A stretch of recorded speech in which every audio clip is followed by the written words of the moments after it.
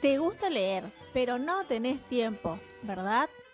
Dale, prendete a Noelia Cuenta, un espacio de lecturas y cerrá los ojos, que yo te hago el cuento.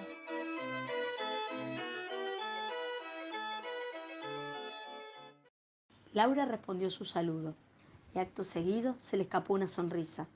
No pudo evitar hacerlo. En su esencia estaba inscrito el sello de la cortesía.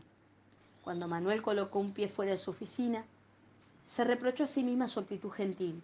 Incluso se cuestionó por un breve instante si aquel pensaría mal de ella. Es que eso aprendió su familia. Frente a un hombre había que ser sutil, ni demasiado extrovertida, ni demasiado introvertida. Se dirigió a su asiento y revisaba los mails de su computadora sin leerlos. Las imágenes del pasado habían regresado para apoderarse de su tranquilidad. Se preguntaba una y otra vez, ¿por qué lo saludé? Él no se lo merece. A modo de consuelo se respondía, bueno, en la vida hay que ser educada.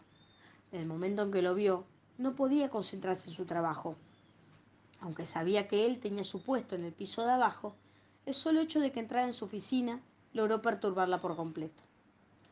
Son cosas de adolescentes, había argumentado la psicóloga de la escuela cuando Laura le contó que Manuel, su compañero de aula, se burlaba durante las clases y no la dejaba hablar, llamándola por su apellido en tono burlón. Ella se dio cuenta de que por ese entonces su voz había comenzado a apagarse. Tienes que animarte y decirle a tu jefe que no acuerdas con eso, le aconsejaba a su amiga, que la acompañaba de los 20 años. Cuánta razón, pero qué difícil cuando durante tanto tiempo aprendí a callar, pensaba ante la sugerencia de su confidente.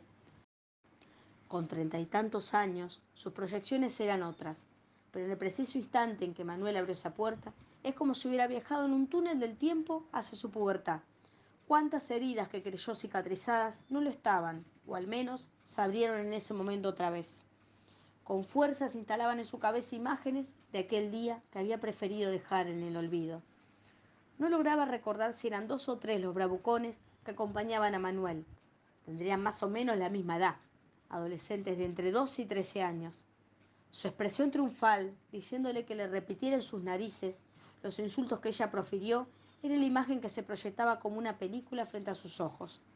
Laura hubiera elegido no hacerlo, pero le fue imposible no responder a sus burlas, que luego de mucho tiempo se habían fusionado con la cotidianidad.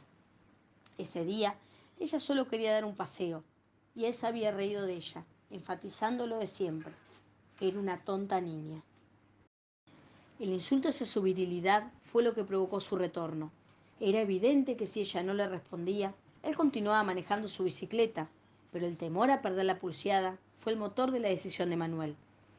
Aprovechándose el terrible miedo de aquella indefensa puber, le insistían que repitiera lo que dijo, que se animara a hacerlo frente a él y los otros que la habían rodeado con sus bicicletas.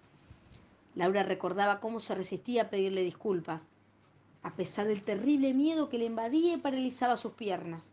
Esas piernas que se preparaban para una huida que estaba obstruida por aquellos que querían ser hombres defendiendo su honor. Ella no quería darle la razón. Con fuerza abrazó sus lágrimas para que no caigan frente a ellos. Luego de un tiempo de amenazas y gritos, uno se descuidó liberando un pequeño espacio.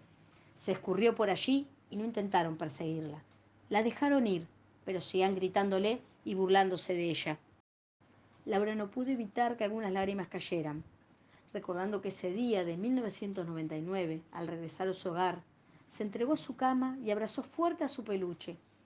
En aquel momento, inundada en un agónico llanto, no podía dejar repetirse que eso era lo que merecía, y que en definitiva Manuel tenía razón. Ella era una niña tonta. Su mente retornó al presente y secó sus lágrimas por si alguien ingresaba en su oficina.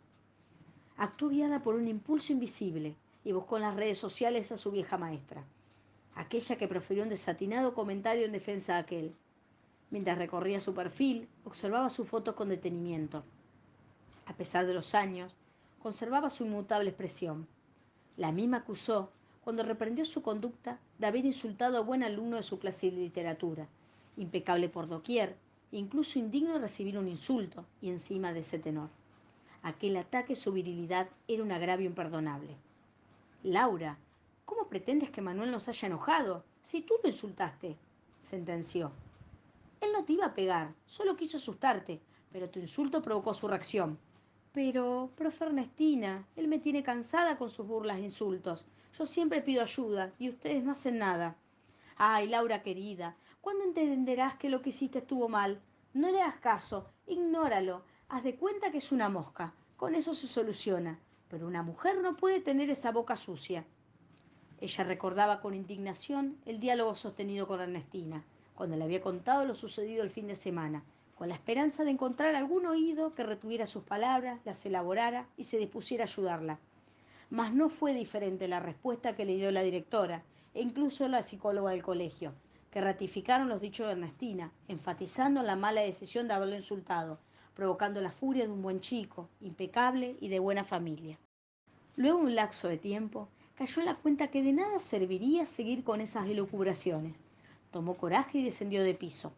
Cuando iba acercándose a la oficina de Manuel, este salió antes de que ella llegara, pero en ese momento solo se limitó a saludarlo secamente y se retiró.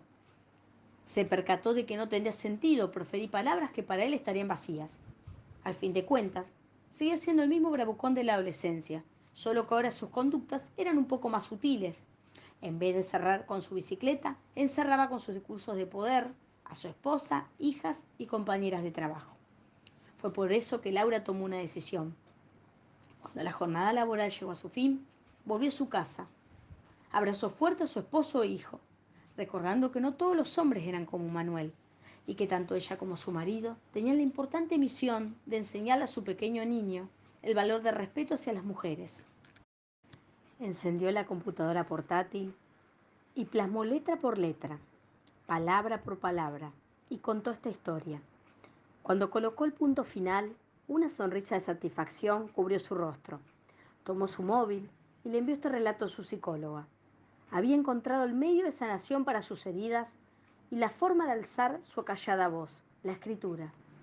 Fue ahí que decidió que este escrito tomara vuelo y abrace a cada mujer que haya transitado por una situación similar, enfatizando la importancia de pedir ayuda y bajo ningún concepto naturalizar y o justificar la violencia.